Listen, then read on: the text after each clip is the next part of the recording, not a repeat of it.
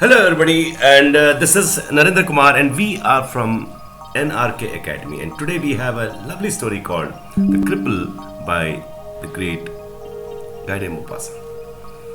The Cripple. This is part of our Master Classic Stories with Vocabulary study. So let's start the story. Guide Maupassant, The Cripple. The following adventure happened to me about 1882. I had just taken the train and settled down in a corner, hoping that I should be left alone when the door suddenly opened again and I heard a voice say, "Take care, monsieur. We are just at the crossing. The step is very high." Another voice answered, "That's all right. Laurent, I have a firm hold on the handle." Then a head appeared and two hands seized the leather straps hanging on either side of the door and slowly pulled up an enormous body whose feet striking on the step sounded like two canes. When the man had hoisted his torso into the compartment, I noticed at the loose edge of his trousers the end of a wooden leg, which was soon followed by its mate. A head appeared behind this traveler and asked, "Are you all right, monsieur?" "Yes, my boy." "Then here are your packages and crutches." The people who can't walk, they use that. And a servant who looked like an old soldier climbed in, carrying in his arms a stack of bundles wrapped in black and yellow papers and carefully tied. He placed one after the other in the net over his master's head. Then he said, "There, monsieur, that is all. There are 5 of them: the candy, the doll, the drum, the gun, and the pay today for his grass." "Very well, my boy. Thank you, Laurent.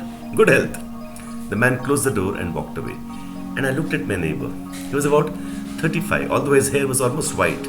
He wore the ribbon of the Legion of Honor. He had a heavy moustache and was quite stout, with the stoutness of a strong and active man who is kept motionless on account of some infirmity. Infirmity, which means some weakness, some crippleness. He wiped his brow, sighed, which means took a heavy breath, and looking me full in the face, he asked, "Does smoking annoy you, monsieur?" "Monsieur? No, monsieur." Surely I knew that eye, that voice, that face, but when and where had I seen them?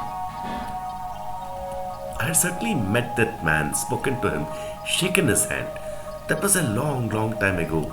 It was lost in the haze wherein the mind seems to feel around blindly for memories and pursues them like fleeing phantoms without being able to seize them.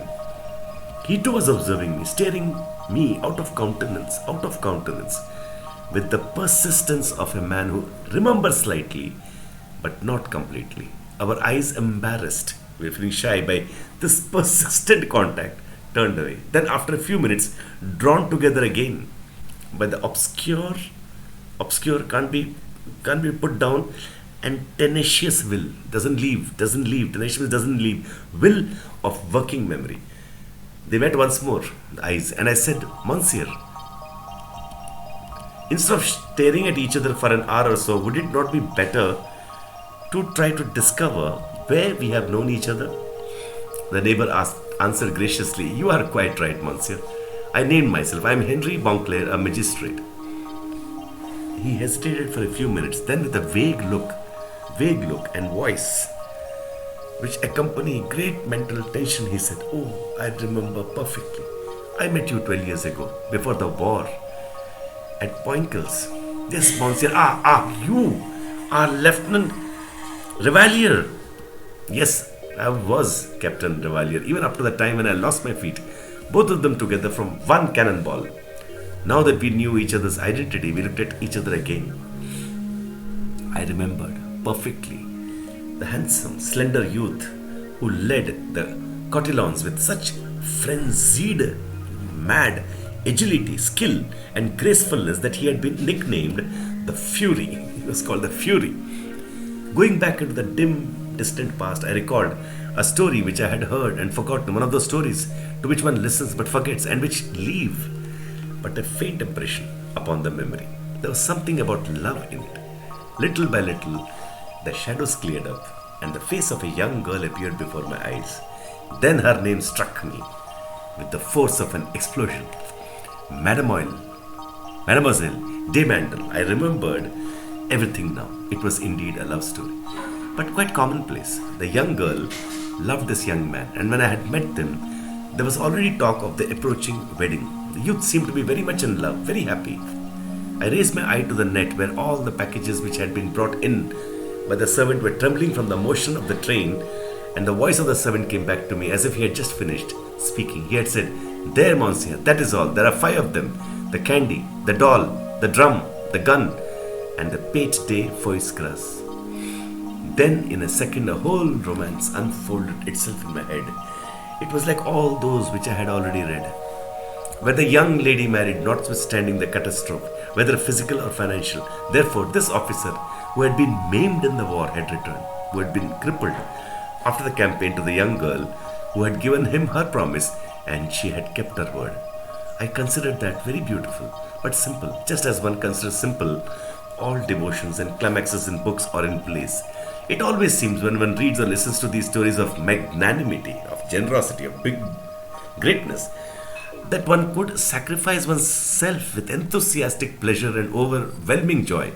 But the following day, when an unfortunate friend comes to borrow some money, there is a strange revulsion of feeling.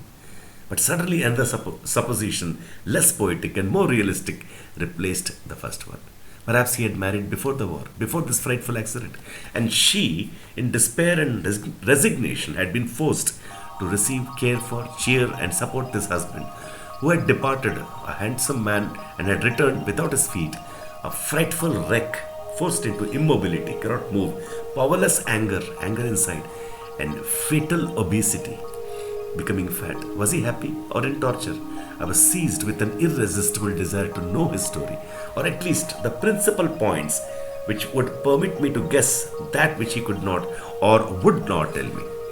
Still thinking the matter over, I began talking to him.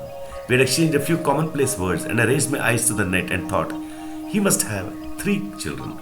The bonbons are for his wife, the doll for his little girl, the drum and the gun for his sons, and this pate de foie gras for himself. Suddenly I asked him, "Are you a father, monsieur?" He answered, "No, monsieur." I suddenly felt confused, as if I had been guilty of some breach of etiquette, manners, and I continued, "I beg your pardon. I had thought that you were, when I heard your servant speaking about the toys." One listens and draws conclusions unconsciously. He smiled and then murmured, "No, I'm not even married. I'm still in the at the preliminary stage." I pretended suddenly to remember and said, "Oh, that's true. When I knew you, you were engaged to Mademoiselle de Mandel, I believe." "Yes, monsieur, your memory is excellent." I grew very bold and added, "I also seem to remember hearing that Mademoiselle de Mandel married Monsieur, he calmly mentioned the name, Monsieur de Fleurel." "Yes, that's it. I remember it was on that occasion that I heard of your wound." I looked him full in the face and he blushed. His full face, which was already red from the oversupply of blood, turned crimson, completely red.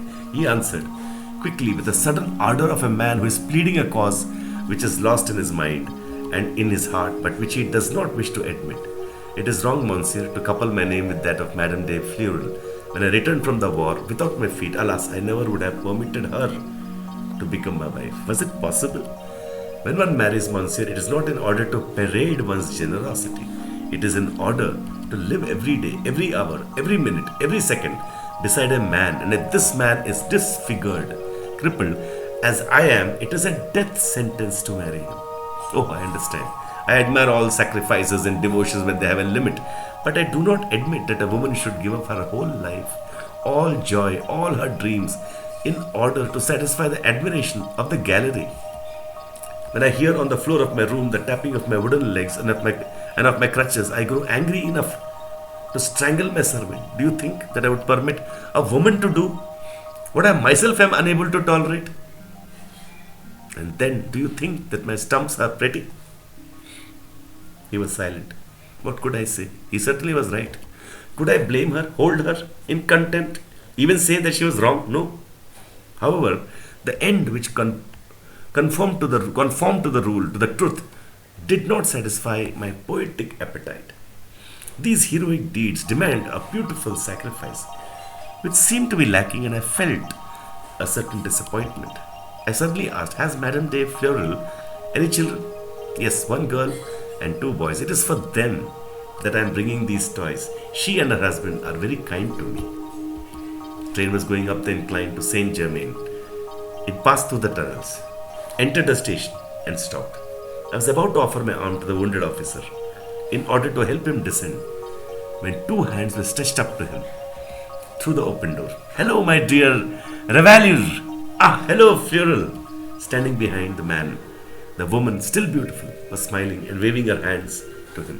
A little girl standing beside her was jumping for joy, and two young boys were eagerly watching the drum and the gun, which were passing from the car into their father's hands. When the cripple was on the ground, all the children kissed him. Then they set off, the little girl holding in her hand the small varnished rung of a crutch, just as she might walk beside her big friend and hold his thumb. So that was a beautiful poetic ending as the character had asked. That is a beautiful story again. Thank you so much.